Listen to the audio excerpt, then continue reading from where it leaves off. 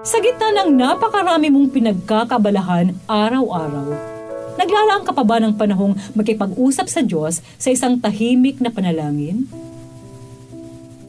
Isang pinagpalang araw ng Martes, ginigiliw kong kapanalig. Dakilain ng Diyos nating mapagmahal na nag-aanyaya sa atin ngayon na balansehin ang ating buhay panalangin at buhay paglilingkod. Sa kabila ng marami nating pinagkakabalahan, mahalaga ang maglaan ng panahon ng pananahimik, pagdarasal at pagsusuri ng ating budhi upang magabayan tayo sa ating mga gawain at upang malaman natin kung ang ating bang paglilingkod ay naaayon pa sa kalooban ng Diyos o lumilihis na tayo sa kanyang landas. Ito po ay Sister Lines ng Daughters of St. Paul na nag-aanyayang ihanda na ang sarili sa pagpapahayag ng mabuting balita.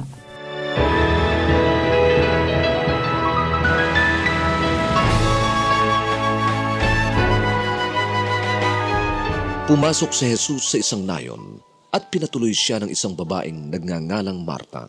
May kapatid siyang babae na tinatawag na Maria. Naupo ito sa may paanan ng Panginoon at nakikinig sa kanyang salita.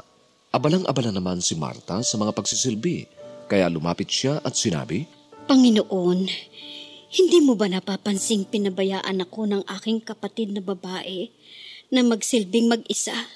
Pakisabi mo naman sa kanya na tulungan ako. Sumagot sa kanya ang Panginoon, Marta, Marta, abalak at balisa sa maraming bagay. Isa lang naman ang kailangan. Pinili nga ni Maria ang mainam na bahagi na hindi kukunin sa kanya.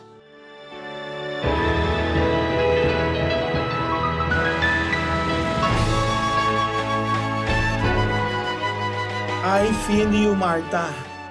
Damang-dama po kita. Ito yung nais kong sabihin kay Marta sa kanyang sobrang pagkaligalig at pagiging abalang-abala sa paghahanda sa mabuting balita ngayon.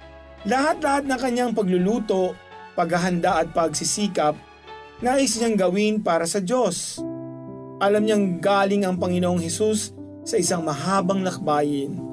Kaya nais niya itong ipaghanda ng espesyal at masarap na pagkain. Pero sa kabila ng kanyang sobrang kabisihan at pagod, sinabihan siya ng Panginoon na pinili ng kapatid niyang si Maria ang mas mainam at mas mahusay na bahagi. Tunay namang nakakaramdam si Marta dito ng kabiguan. Mga kapanalig, madalas abalang-abala rin tayo sa mga gawain natin sa buhay at hindi tayo mapirmi sa isang tabi. Kapag huminto tayo para magnilay o magmuni-muni tungkol sa ating buhay, iniisip pa nating nagsasayang lang tayo ng oras at isa itong katamaran.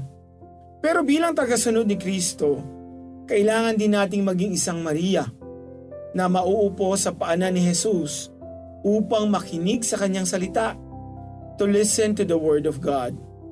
Pagkatapos makinig at makipag-usap sa Diyos sa panalangin, mahalagang isabuhay natin ang bunga ng ating pagdarasal sa pamamagitan ng pagtulong sa kapwa-tao. May awa ang Diyos sa lahat ng kanyang nilikha at sa gitna ng ating kalungkutan at sobrang pag-aalala sa buhay, dulot ng samut-saring suliraning kinakaharap natin, kinakaawaan rin niya tayo. Si Jesus ay nagpakita ng awa, pagmamahal at kahinahunan sa waring nabigong si Marta. Kaya dapat din nating piliin si Jesus at magpakita ng pagmamahal at awa sa iba. Mga kapanalig, support Pauline's online ministry. Subscribe, like, and follow us on Facebook, YouTube, Instagram, Twitter, TikTok, Spotify, Google, and Apple Podcast.